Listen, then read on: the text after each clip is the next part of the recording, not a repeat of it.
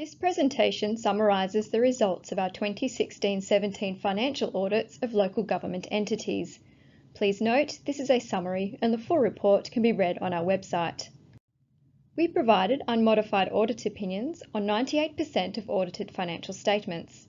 This means local government entities prepared their financial statements in accordance with legislative requirements and relevant accounting standards, and that they can be relied upon. Only one council and two related entities received a qualified opinion. While this is an improvement from the prior year, there are still 3 councils and 4 council-related entity audits in progress at the time of this report. The timeliness of councils continues to improve, with 73 out of the 77 councils meeting their statutory or ministerially approved extended deadlines. 74 council audits have been completed to date. This year, councils decreased the average time taken to finalise their financial statements by 1.78 weeks from the prior year, which indicates a substantial improvement in statement preparation processes. We found that the quality of financial reporting requires improvement. 29 councils made material adjustments to key balances in their draft financial statements. 7 councils also corrected prior period errors that were material.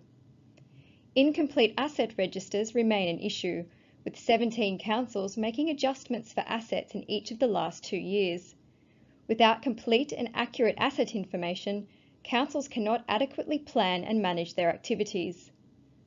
Councils can reduce the likelihood of errors or adjustments in their financial statements by ensuring they have robust, consistent month and year-end processes and effective review. At face value, the performance of local governments has improved over the last year.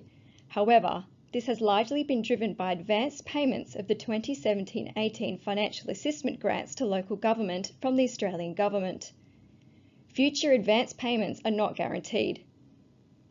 While the sector operating result is positive, 26 councils had operating losses, and if the 2017-18 financial assistance grants advanced were excluded, 54% of councils would have had operating losses.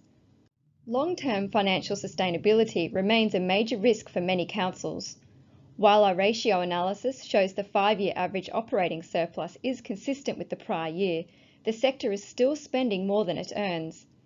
This concerns us because breaking even or making a small surplus over the long term is an important part of being financially sustainable.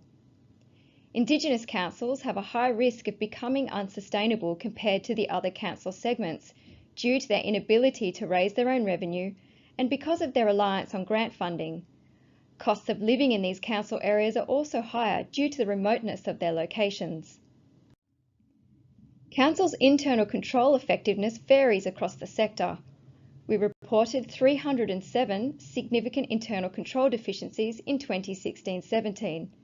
A high proportion of audit issues continue to be re-raised from prior years, indicating councils are not taking an active role in resolving them.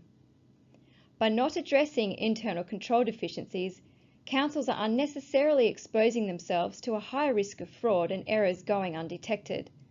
They will continue to be vulnerable if they do not mitigate their risks, take action to secure their systems, and put plans in place to restore their operations in the event of a business disruption, natural disaster, or cyber attack. Audit committees have a key role in ensuring management takes timely and effective action to address control deficiencies. However, audit committees are no longer mandated for all councils. At the time of preparing this report, 12 councils had disbanded their audit committee or their audit committee had not met during 2016-17. These 12 councils have over a third of all significant deficiencies raised this year. To provide effective independent oversight, these councils need to reinstate their audit committees. During the year, we looked at councils' processes for monitoring controlled entities. Our review identified only 51% of controlled entity financial statements are made publicly available. In addition, as councils often appoint councillors or senior executives to their company's boards, they need to have appropriate mechanisms for effective oversight and to manage the inherent conflicts of interest between council's own activities and those of its controlled entities.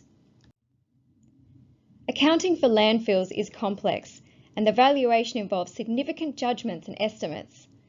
Councils need to have a good understanding of the full life cycle costs for rehabilitation, closure and monitoring of landfills. Where these are not well understood, councils will not be able to provide accurate information to decision makers. Overall, we made 6 recommendations in this report, 2 for the Department of Local Government, Racing and Multicultural Affairs and 4 for councils. We recommend that the Department and councils take action to address individual recommendations to help mitigate the risk of fraud or error. For more information on the results, financial performance and future challenges or emerging risks highlighted in this summary presentation, please see the full report on our website. Thank you.